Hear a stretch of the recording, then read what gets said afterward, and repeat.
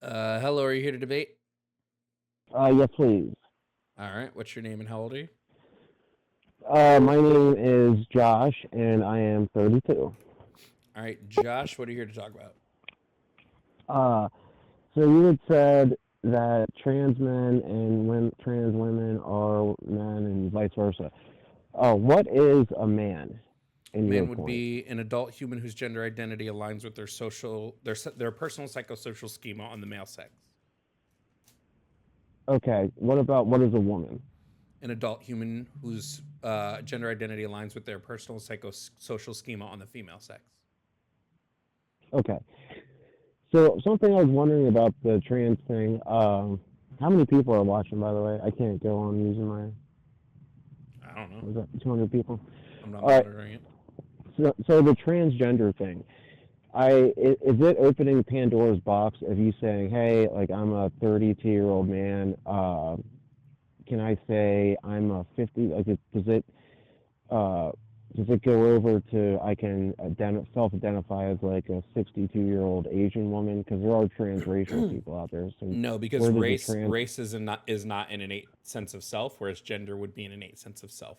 They just work in the brain differently. Race is like a legal construct. When I say that I'm black, it's not because like I have this inherent feeling of being black. It's because I've been put into a legal, cultural, and social grouping of black people based on specific phenotypes that derive from different locations on the planet. When it comes to age, Okay, age specifically denotes the amount of rotations you've gone around the sun. So it's like a pretty rigid, objective thing. Age is not a social construct. Different age groups are, which is why those tend to change as time goes by. What we consider an adult now didn't always used to be what was considered an adult, but your actual age is denotating the amount of times you've gone around the sun. okay. And so you're saying like let me say so African Americans are black, right, and so on and so forth. African Americans would be a part of a black racial group, but they're not the only ones that are a part of this racial group. Okay, yeah, because you have like Elon Musk, who's an African American. He's not black. Correct, Uh, but this what, is why race doesn't denotate where you're from. It denotates specific phenotypes. Elon Musk doesn't have the phenotypes to denote black. His phenotypes would denote white. yeah, okay. And what age would you say the brain is fully developed? Like, I don't know. I hear like the frontal cortex or whatever isn't fully developed to make like adult decisions until like 24, so on and so Your forth. brain is So, never fully developed. Your brain continues developing and maturing throughout your entire life. At around yeah, but this, 25, though, at around 25, it will preen off neurons that it's not no longer using. This is what we typically talk yeah, about when we talk about like what happens at the age 25. You're just preening off yeah, yeah, neurons that you don't use anymore. yeah, but it's like uh, developed enough for critical decisions, so on and so forth. Okay, so the smoking age just got raised to 21. I think it's federally. Should 15-year-olds be allowed to buy cigarettes? No, because their lungs have not fully developed enough for them to start smoking.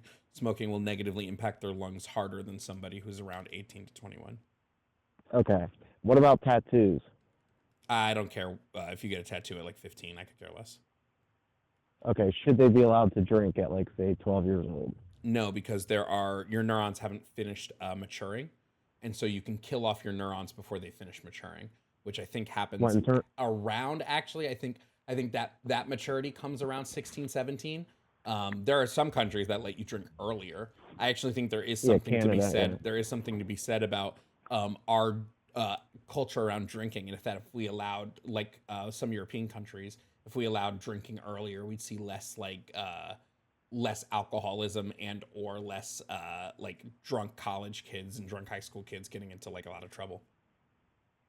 Yeah, I think it'd probably be worse, but just at a younger age. But if you say, like a 12-year-old shouldn't be, it's not ideal for them to drink or get tattoos or whatever. Uh, what do you think? A 5-year-old should take puberty blockers that they're making a critical decision that will. The only reason a Um, 5-year-old would take puberty blockers is if they're experiencing precocious puberty. If they're experiencing precocious puberty, yeah, they should probably take puberty blockers. Their body isn't really ready to for all of the changes that puberty brings. You don't A 13-year-old. A 13-year-old taking puberty blockers for like gender affirming care. Yeah, I have no issues with that. There are no when it comes to pubertal suppressants, that we have no real clear evidence that there is harm that outweighs the benefits. We have plenty of evidence, though, that the benefits 100% outweigh the harms, especially if you're being monitored by a doctor. Those harms tend to be mitigated pretty well because your doctors are like actually monitoring what's going on with your body. And if you need to come off of them, you come off of them. Yeah, but it does irreversible harm. They become sterile if if the girls start you seeing. can become sterile on pubertal suppressants. This is something that can happen, but it is not something that always happens. And again, oftentimes the benefits will outweigh this risk, right? That's why when parents are going over whether or not they want to start their children on puberty blockers, they have a risk benefit analysis to weigh. Now, it is true that sometimes pubertal suppressants can lead to sterilization.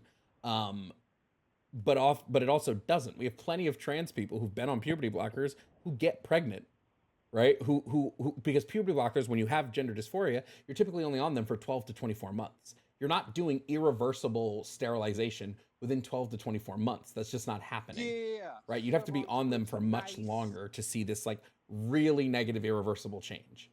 But typically But you're only then on puberty blockers for 12 to 24 why would you if you're only on them for 12 to 24 months? If you're only on them for 12 to 24 months, then why would you be on them longer?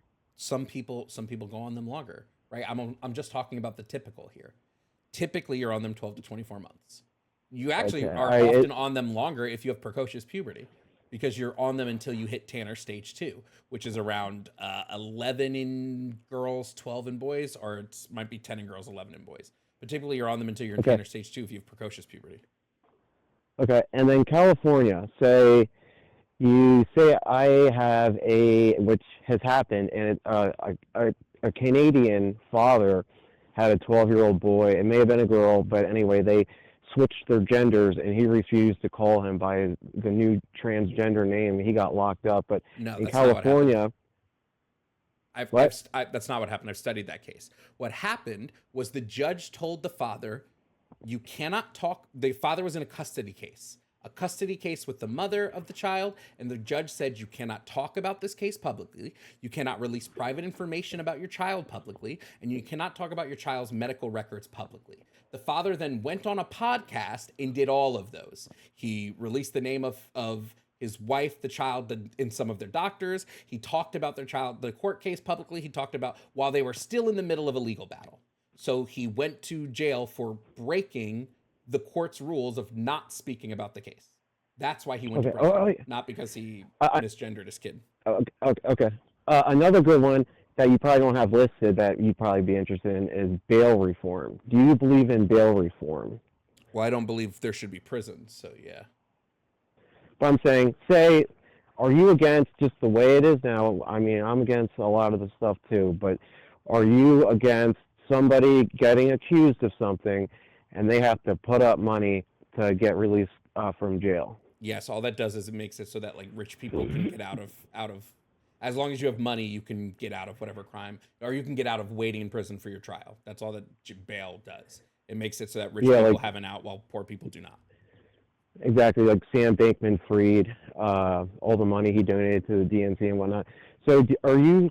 Because I don't understand. In New York, they got rid of their bail laws essentially, but yet Bernie Madoff, when he was money laundering tens of billions of dollars, his bail was set at $10 million.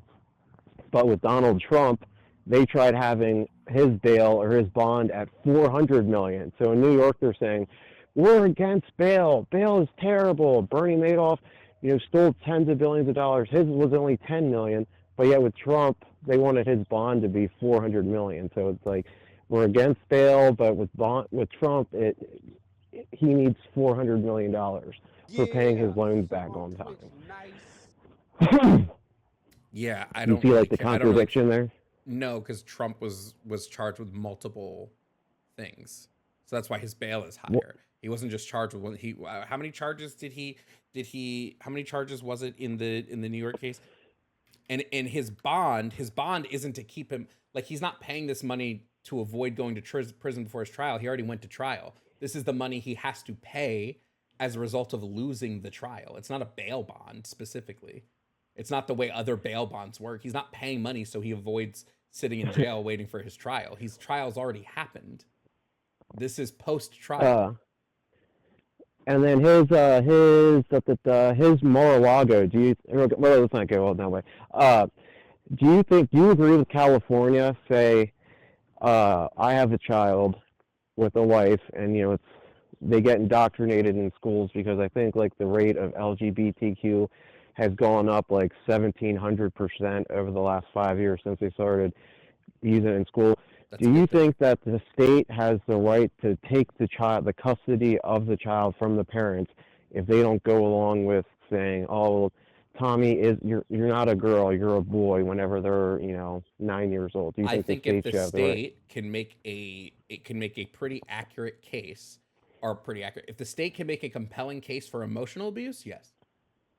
No, no, I'm not talking about emotional abuse. I'm just saying, you have Well, yeah, Tom girls. We all, if your kid, and hold on, whenever, if your kid is trans and you consistently, what we know about being trans and about gender dysphoria is that the highest cause for suicide amongst trans people is familial neglect, familial and social bullying and things like that. So if you're constantly telling your child, no, you are not who you say you are, I assume more is probably happening there. So I say it would be up to the state to make a case on this. And if they can make a compelling case for emotional abuse, yes, your child should be removed. If they can't, then no. If a parent is just anti-trans and telling their kid, hey, I don't want you to transition while you're under my roof, blah blah blah blah blah. No, there probably isn't like enough evidence for emotional abuse. But if they can provide enough evidence, right? Then yeah, I would say yes, they should be able to take the but child. that's not what happened. I forget, it was like a 9 or 10 year old, and the parents were saying, "Look, you're only 9 or 10 years old. You can't decide. Your brain isn't developed enough. Everybody. I thought I was a dragon whenever I was 10 years old. I didn't want the state to take me away from my parents because I said I was a dragon. You're a 10-year-old. Maybe we should just wait a little bit longer until you have life-altering decisions where more than likely you're going to be sterile."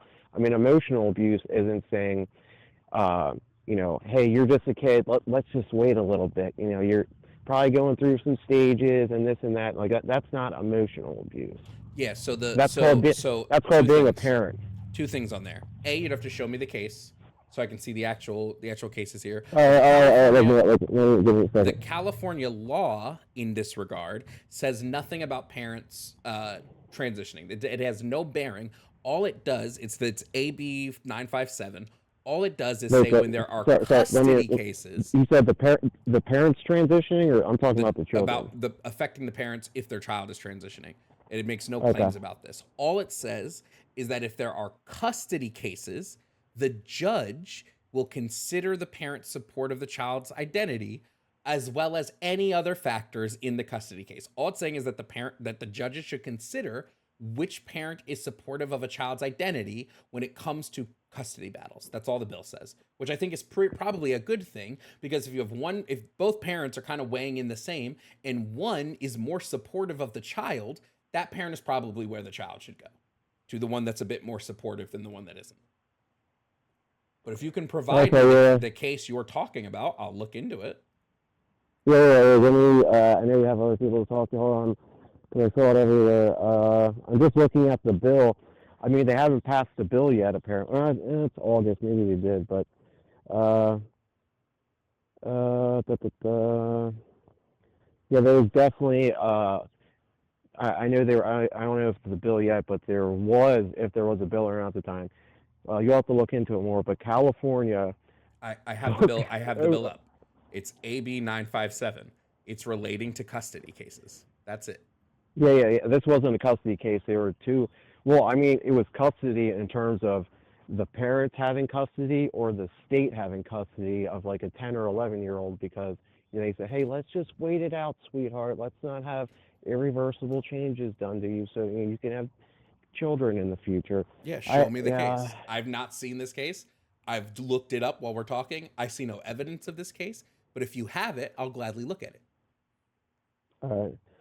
Uh, all right. Well, yeah, I like talking to you, but you do kind of have. I'm not being disrespectful. You kind of have like a condescending. Maybe it's not intentional. I'm being friendly. But all right. Yeah, I've spoken to you before.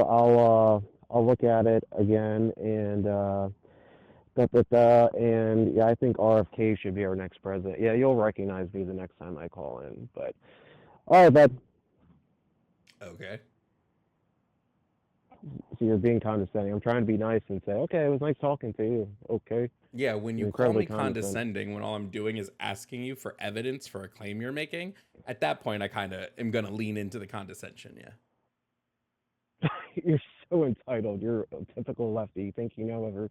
I guarantee you've Entitled, never done the hard labor. everything you have brought up for me has been either I've been able to prove it false by looking into the claim or has been just a blatant lie. But now I am the entitled one because I don't want to just inherently believe the things you're saying without proof. That makes me Okay, entitled. okay. Let's just say, hypothetically, and like I said, I'm not being disrespectful. Hypothetically, if you were right, okay, you don't have to be condescending about it. Like, what's the point? You just, I'm being completely respectful the whole time. It's just I've there's been no point in completely being I've been condescending. completely respectful to you up until the point that you called me condescending. I didn't make the claim that when you brought this up that it was a lie, right? That wasn't my inherent thing. I said I can't find any evidence of it, but if you have it, I will gladly look at it. I'd love to know what Okay. about that is condescending. All right. Let's just leave on a good note. It was nice talking and debating you. Uh-huh. Have the day you deserve. Come on now.